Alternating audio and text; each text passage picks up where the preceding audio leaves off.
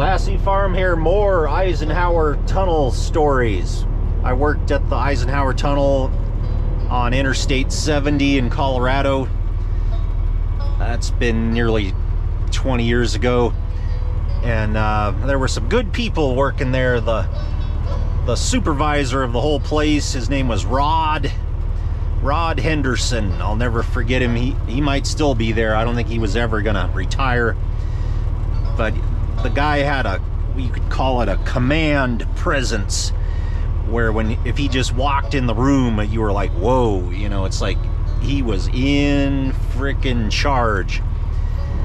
And when you were working in the control room, watching all the monitors up on the, to watch the traffic, make sure no cars caught on fire or stalled, and his office was back of the control room, but he'd stroll into the control center there and he'd just glance up and see a car stalled, like that had been there for 10 minutes, or that none of us had noticed. He just had a eagle eye and a kind of a sixth sense about that stuff, and he knew how to fight fires. If there were vehicle fires in the tunnel, he was first one there. We had our own fire trucks and stuff, although they did not pay us as firefighters.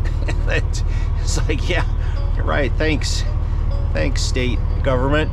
But yeah, real interesting place to work there. People don't realize that the part you drive through, which is 1.7 miles long, well, the ventilation ducts above the roadway, above that ceiling, are just as big as what you drive on.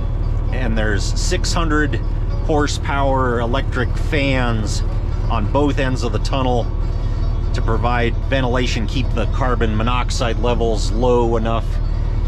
And it takes an enormous amount of electricity.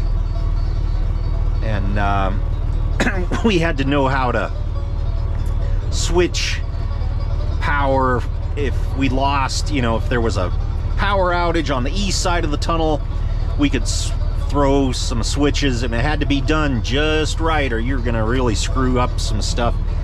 And you could get power from the other side of the tunnel if need be, and that was kind of a big deal. But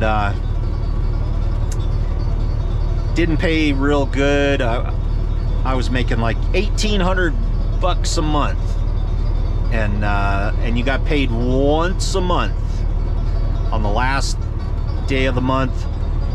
So most of us were broke by the 20th, going to that old payday loan store or whatever it was. I imagine they've upped the pay by now, but